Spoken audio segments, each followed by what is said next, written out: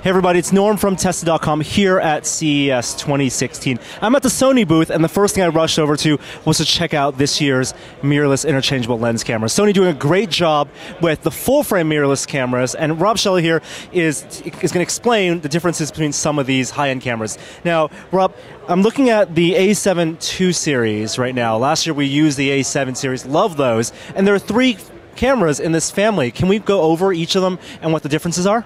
Absolutely. So the one that started the entire group was really the A7 Mark II. Now, in the entire Mark II family, the A7 comes in with a 5-axis image stabilizer.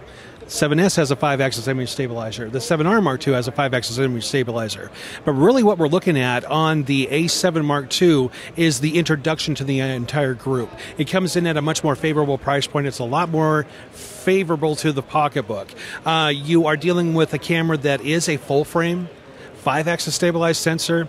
Anytime that we're dealing with full frame, of course, we're looking at the ability to give the user better ISO capabilities, better overall color capabilities, and then, of course, matching up with the different lenses, the ability to really work in a much more creative, artistic manner.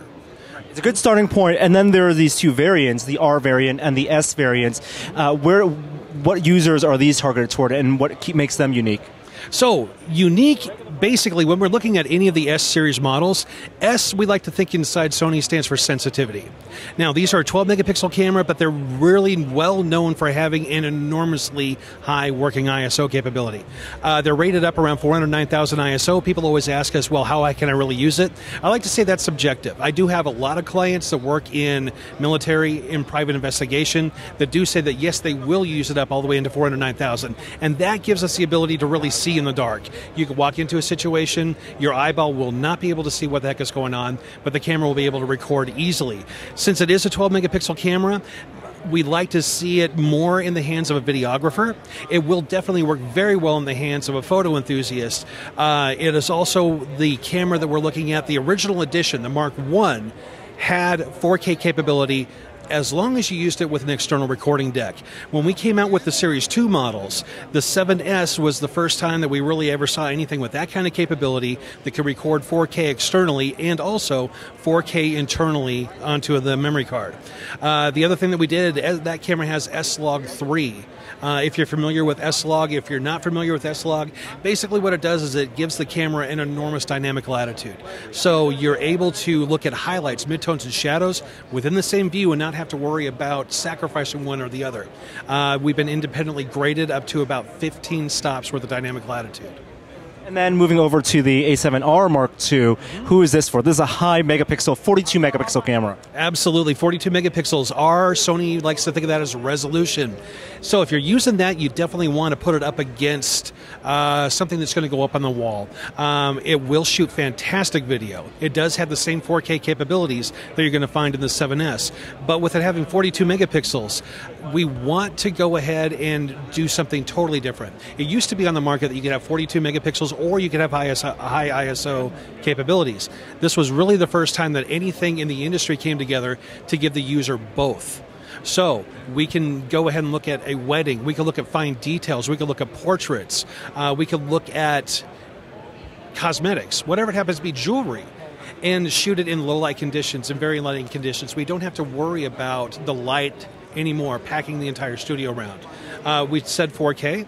This was the first time also, if I step back a little bit, I keep on forgetting. It overwhelms us all the time, but this on the 7R Mark II was the first time also the industry saw a backside illuminated sensor on a full frame camera. So that's what gave us the ability to combine that 42 megapixels along with the high ISO capability. So like I was starting to say earlier though, 4K capabilities. You can record in the camera, you can record externally to a deck.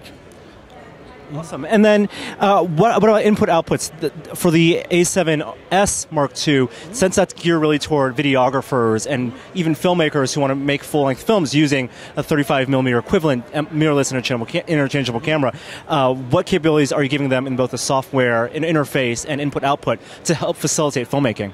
Sure. Okay. So It's a big mix, really, right now. We see a lot of people that want to go ahead and just keep it small. And that's really why we developed it this way. I don't have to rig it to a massive cage along with a recording deck. Although if you want to, as long as you're running an HDMI out, you can go ahead and record out to an Atomos deck. We love to work with them. But there are many, many other companies that come along and work with the camera. So it gives you the ability to keep it small, record to an SDXC memory card. We like to recommend an SDXC Class 3. And then also, if you want to go ahead and get yourself a higher bit rate, get yourself 100 megabit per second, you can go ahead and use an Atomos. Awesome. And then, yeah, so that's the whole lineup right now. The A7 Mark II, you have the A7 Mark II S, and then the R. What about availability and price points for these? Availability and price points, everything is available right now. For the budget-friendly, like we started off with the 7 Mark II, you're going to be looking at that camera coming into the market at around $1,700. The 7S, if you need the low-light capability and you want the fantastic overall video capability of that camera, you're going to be pricing out right around $3,000. And then for the 7R Mark II, you're pricing out around $3,299. Thank you so much, Rob, for sharing with us information about these cameras. Great. Thank you.